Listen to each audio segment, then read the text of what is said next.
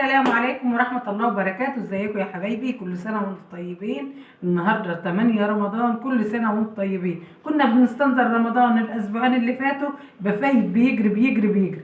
كل سنة وانتم طيبين، والايام بتجري من عمرنا يا حبايب قلبي. كل سنة وانتم طيبين، ويعودها عليكم الايام بخير، وعلينا وعلى الامة العربية الاسلامية بخير، وعلى جميع الملل. يجعل الايام دي ايام سعد وايام هنا وايام فرح عليهم يا رب. النهارده هتعملي ايه يا خالته ام عبده؟ النهارده ايه؟ روتين جديد في يوم جديد. هنعمل ايه؟ صلى على الرسول عليه الصلاه والسلام. ومعانا بطاطس، دول 3 حبايات بطاطس اهمت يا حبايب قلبي. خرطتهم بالشكل ده لان الواد محمد ما كانش هنا، كان في الدرس عشان يجي يصور. خرطتهم بالمنظر ده كده. ومعايا رز اهوت، ده يجي كيلو رز. هتعملي ايه يا خالته ام عبده؟ هنعمل النهارده هيبقى فطرنا ايه؟ لا لحمه ولا سمك ولا اي حاجه. هنعمل بطاطس اللي هي بطاطس محمره وبيض وسلطه، وهنعمل جنبها ايه؟ مدور. وفضل ونعمه من عندك يا رب، فضل ونعمه ورضا. اللي في بيتك يا حبيب قلبي، يا حبيبه قلبي اعملي، ما تقفش على اي حاجه. اي اعوذ بالله من جميل. بس الرز اهو معايا كيلو رز اهو يا حبايب قلبي اهو. الرز دي لسه جديد، معرفش يقعد شكله ايه يا حبايبي. يعني الرز اللي كان عندي كان قديم، كان بيقبل ميه. دي لسه معرفش شكله هيبقى ايه، هيقبل ميه او ما بيقبلش ميه. لسه مع بعض كده ايه. اول طبخه بقى ايه والرز دي يا عالم هو الله هيبقى شكله ايه، هيقبل ميه او ما يقبلش ميه. نغسل الرز بتاعنا كده اهو.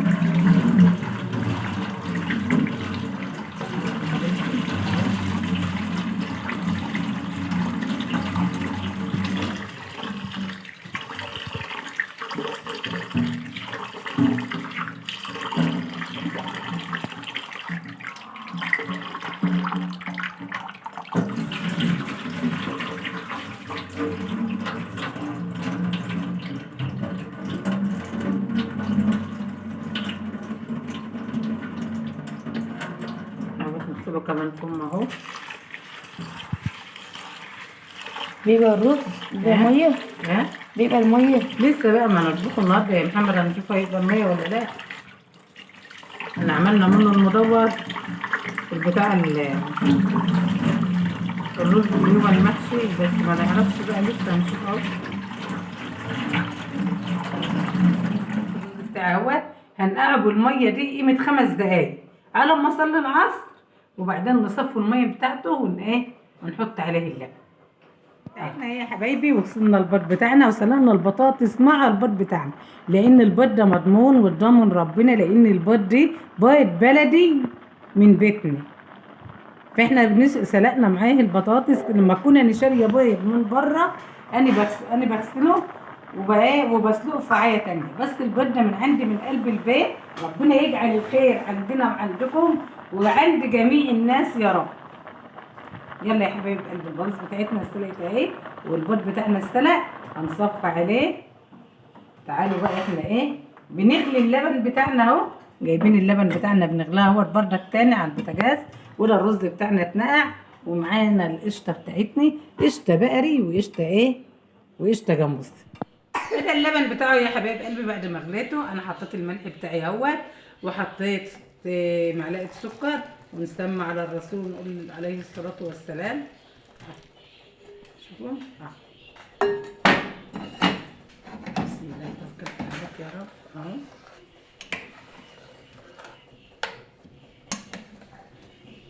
وهنزود بقى شويه ميه يا حبايب قلبي، لان اللبن دي مش وانا مش عارفه ايه الرز ده ولا هيبوظ ميه ولا لا. اهي والله ده كله لبن. لا حبايب قلبي، انا جيت من الشغل ولقيت امي مولعه الاكل، فقلت انا ايه بقى اساعدها واحمر البطاطس اهيت. بسم الله الرحمن الرحيم. احنا النهارده بقى رز معمر وبطاطس وبيض وسلطه ومخلل، وهنقلي فلفل ونعمه وفضل من عند ربنا سبحانه وتعالى. اللهم ادومها علينا نعمه يا رب واحفظها من الزوال. حاضر اجيب لك حته ياز. يلا حبيب قلبي بقى احط البطاطس بتاعتي لان انا بصور بايد وبعمل بايد. حبيب قلبي شوفوا المعمر بتاعي، شوفوا وشه بيغلي اهو. طبعا ولعت الشوايه من فوق عشان ادي اللون للمعمر بتاعها. احنا عاملينه في فرن البوتاجاز علشان خاطر انتوا عارفين بقى ان احنا في وقت الفطار بيبقى يعني وقت متاخر، فقلت احمر البطاطس بتاعتي واطبخ الرز يبقى كله مره واحده. يا حبايب قلبي وادي البطاطس بتاعتي اهي برده، دي الفوق التاني زي ما انتوا شايفين بحمر في البطاطس اهو. نكمل بقى نعمل السلطه ونكمل فطارنا ونرجع تاني يا عزه. حبايب قلبي زي ما انتوا شايفين ادي المخلل اهوت اللي امي كانت عاملاه، وده السلطه بتاعتنا، وده البطاطس، وده الفلفل، وده البيض، وده المعمر، وده الخضره. ورنات بنتي بتقول لكم وده العصير اهوت، ودي فطارنا النهارده. يا رب فطارنا يعجبكم ويرضاكم. هي حاجه بسيطه على قد الايد بس كتغيير من الاكل. احنا ذوقنا بقى من اللحمه وزهقنا من المحشي وده، فاحنا قلنا نغير النهارده. نعمل ايه؟ نعمل معمر، والحمد لله فضل ونعمه. اللهم دومها علينا نعمه واحفظها من الزوال. استنونا بقى نشوف بعد الفطار هنعمل معاكم ايه حلو ليه لاولادنا، نكبر بخاطرهم. نعم نكبر بخاطرهم ونعمل لهم حاجه حلوه بعد الفطار. استنونا يا اعز واغلى متابعين في الدنيا. فاصل ونواصل. بعد ما فطرنا وحمدنا ربنا وشربنا الشاي وقلنا نعمه وفضل من عند ربنا، اللهم دومها نعمه واحفظها من الزوال. قلنا نعمل ايه النهارده؟ قلنا هنعمل مهلبيه للسحور، وجايبه نص كيلو قطايف اهو. قطايف ولطايف هنعمله مع بعض. قطايف دي احنا حاشينها مكسرات زبيب وبشر وفول. وده الشربات بتاعي، حطيت كوبايه ميه على كوبايه سكر، نص شقه ليمونه، نطره فانيليا. ده الشربات بتاعي. وده اللبن بتاعي قايم يغلي اهو. هسمي الله واصلي على الرسول. وهحط 6 معالق سكر. 2 3 4 5 6 معالق سكر.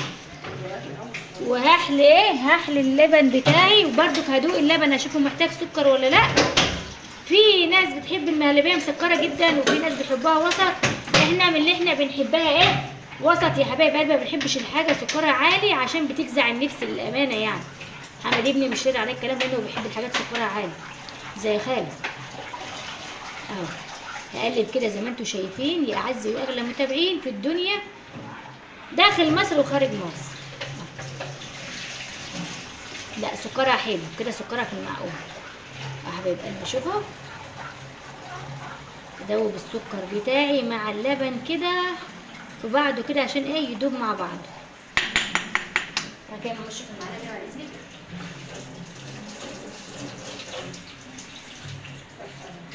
ومعايا ايه كمان؟ طفينا احنا على الماء ايه؟ على الشربات بتاعي. ومعايا النشا بتاعي، معايا كوبايه ميه صغيره، ومعايا ادي معلقه 2.5 معلقه ايه؟ نشا بالكبار. واقلب النشا بتاعي كده زي ما انتوا شايفين اهو. اول مره في رمضان نعمل والله العظيم مهلبيه. بنبقى نجيب زبادي بس النهارده قلنا ايه كتغيير كده نعمل لهم طبق نشا احسن من الزبادي.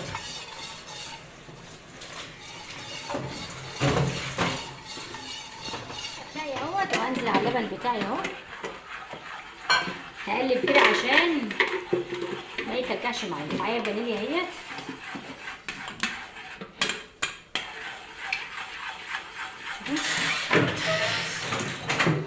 شوفوا القوام بتاعنا. هفضل اقلب كده لغايه ما القوام بتاعي او المهلبيه بتاعتي تتقل.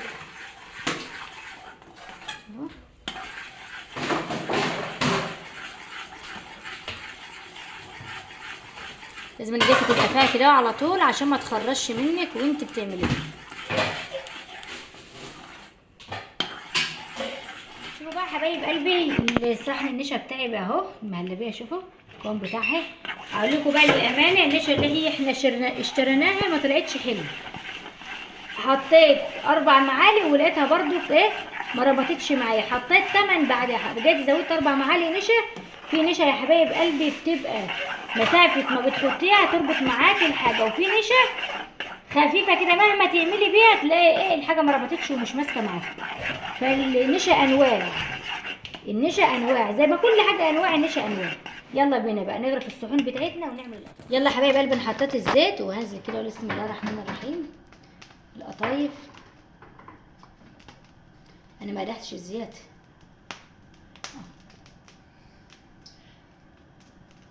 القطايف انا لعلمكم يا اولاد، انا بردك القطايف ما بحبهاش والله. شوف بتفك ازاي، بالرغم ان هي جايه صبح، مش هقول لكم بيتي لا صبح. فكنت بقول لامي خليها مش النهارده، قالت لي لو باتت هتبقى وحشه. ليه؟ مانيش عارفه.